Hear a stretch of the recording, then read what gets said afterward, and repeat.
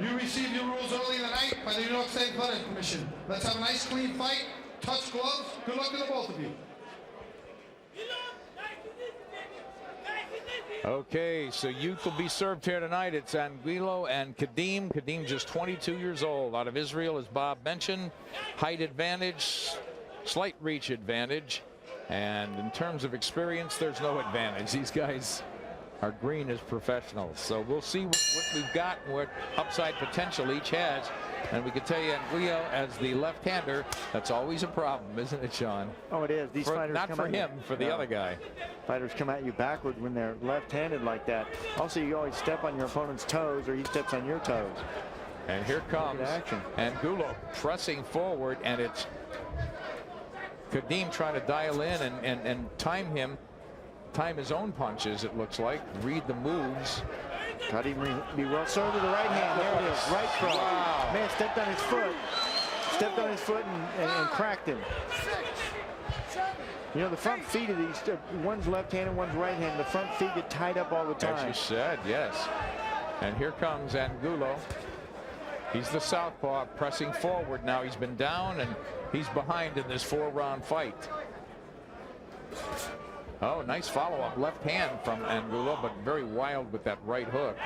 And those left-handers are susceptible to a real straight right hand and a real wide left hook. And look at Kedem just taking his time. Yeah, look at these feints from Kedem. He moves his shoulder, he feints, he moves his head, he feints. Angulo, a lot of pressure from him. Look at this, on attack. Southpaw stance. But it's Kedem who keeps turning him, huh? Oh, yeah. And he walks around to the right way. Look, if you're turning to your left, away from the power, you move to your left. Smart fighter. Eilon Kedem. Angulo very busy, but not punching enough. He's moving a lot. Here we go as he took that little half step back and then launched a combination. So good moves from the Ecuadorian. But he has been down in this fight as Eilon Kedem on the right, the orthodox stance. It is easier for a right-hander to move to his right. It's a natural move. To move to your left like he's doing, that's a good move against a left-handed fighter. Angulo with a nice counter off the ropes, and now he comes after Kedem.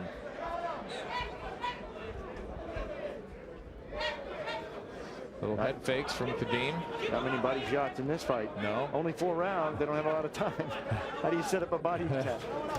Well, Angulo walked into that little baby left hand. Kedem, you can see the inexperience. He's short on a lot of punches, but of course fighting a southpaw is never easy.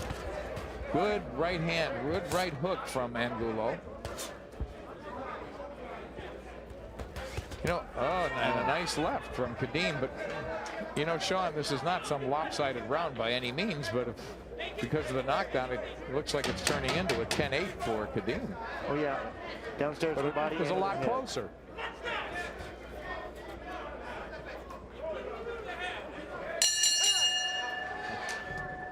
Angulo's on the left, on the right, on the left now is Eilon Kedem, who's got a hefty lead in this fight, courtesy of that knockdown.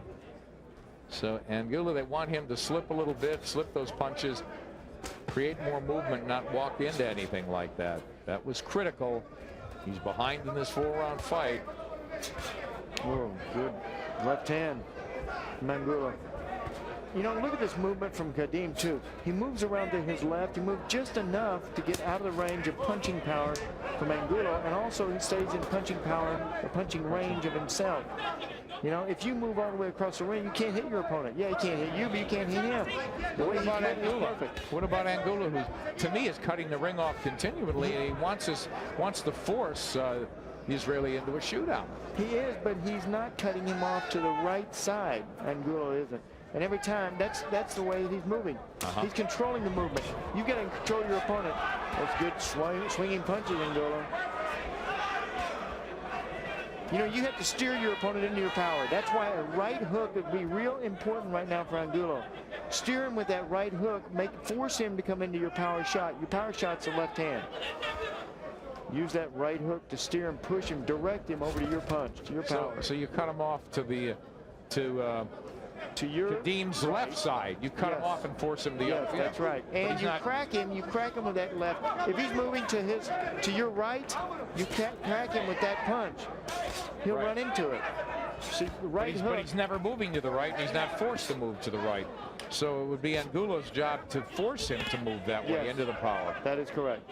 Force it's putting your opponent in the position you want him in, so you can nail him with your best shot. Pretty good round for Angulo. Yeah, it is. Southpaw seems to be controlling flow here, controlling pace, range. He's scoring, and now just backing up Kedem. Kedem may have gotten hurt earlier in this round. I noticed he slowed down a bit. And look, he's coming forward, but doesn't know what to do when he does get there. He's just more effective either countering or moving and sticking.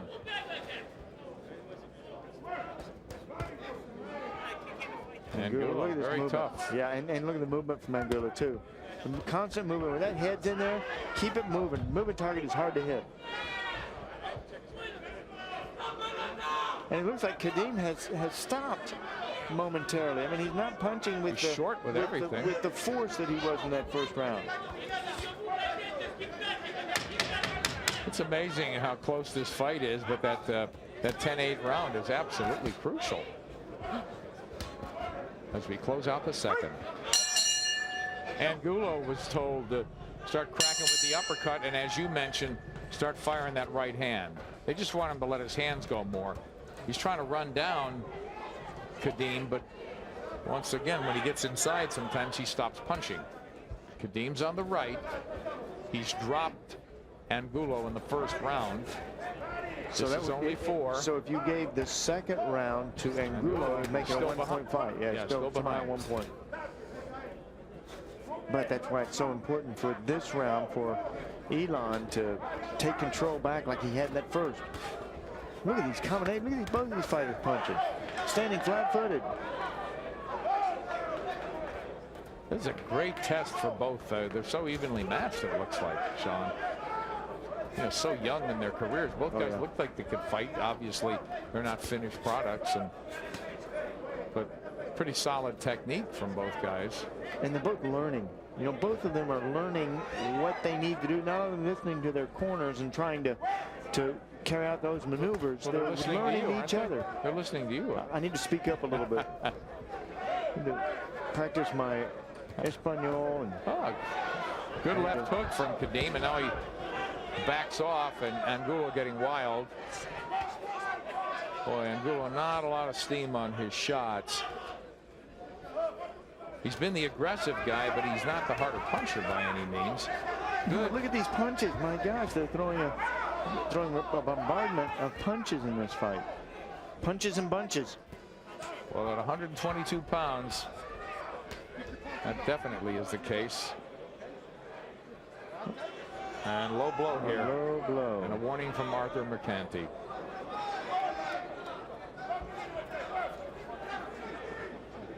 Boy, look at Kedem pounce out of the corner. It's like he wanted to jump all over. Slightly distraught Manuel Angulo. Angulo backing off a little bit here, trying to counter.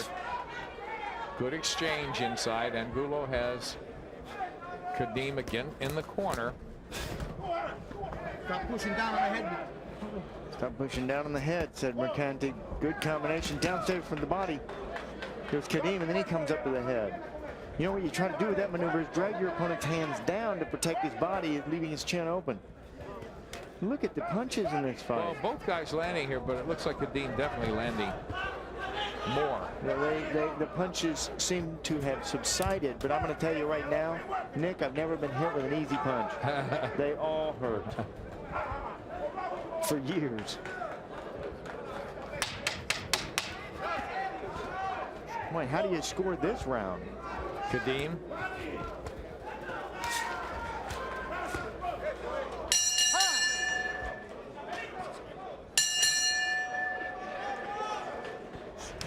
Final round here, junior featherweights, 122 pounds. Eilon Kedem in the all-black trunks.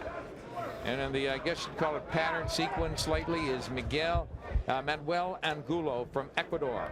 He's the southpaw.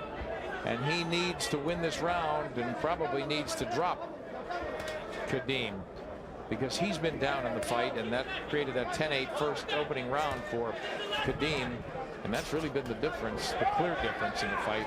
See, Angulo's in front of Kedem and stopped punching. Then when he unloads that overhand left, he's got a shot there again as he tries to rip through the gloves. Well, Angulo does not know how to take a backward step. He has been moving forward throughout this fight. And you know, a minor criticism I have, and it's still learning, as you said, of Kedem, he doesn't throw enough jabs for me. He doesn't land enough. Sure, he doesn't set up his punches with the jab, but I like what he does. The way he moves in the ring, you don't bounce in the ring. He steps around. The way he moves, his cross, his hooks, he's busy. There's a lot of things I like about him as a fighter. And Angulo, too. I agree. Here's a guy that's tough. He comes in, he throws a lot of punches. He'll match punch to punch with anybody. There, a little left hand from Angulo is on the tail end. He kept punching and connected last, and they're connected again. And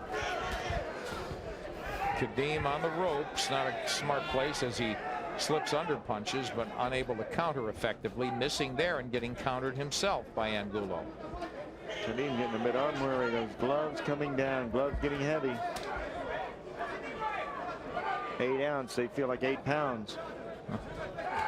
Oh, good hook from Angulo. 1 minute to go in this fight. Eilon Kedem on the right and charging forward, the southpaw from Ecuador, Manuel Angulo. Angulo again has been down in the first round and very close to call since then. And that may be the difference in this fight. Oh, no doubt. When you put your opponent on the ground, on the seat of his pants, it does make a profound statement. And that extra point doesn't hurt either. Well, when you're sitting on the canvas looking up at somebody, they look bigger, they look larger than life. Been down there a few times, not many, Nick, but a few times. No, I can't ever remember I've seen you on the canvas. So, you know, a lot of great fights, and here we close out the fourth and final round. Let's watch them finish.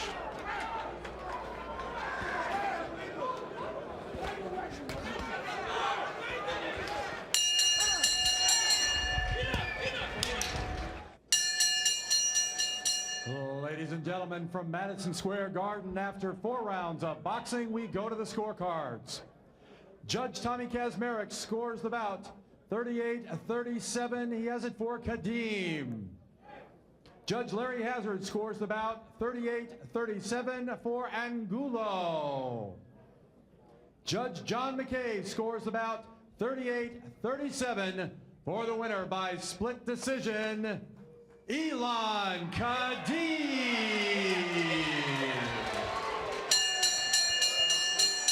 All 3 judges had it 38-37. 2 of them out of the 3 had it for Kedem. Eilon Kedem gets the victory.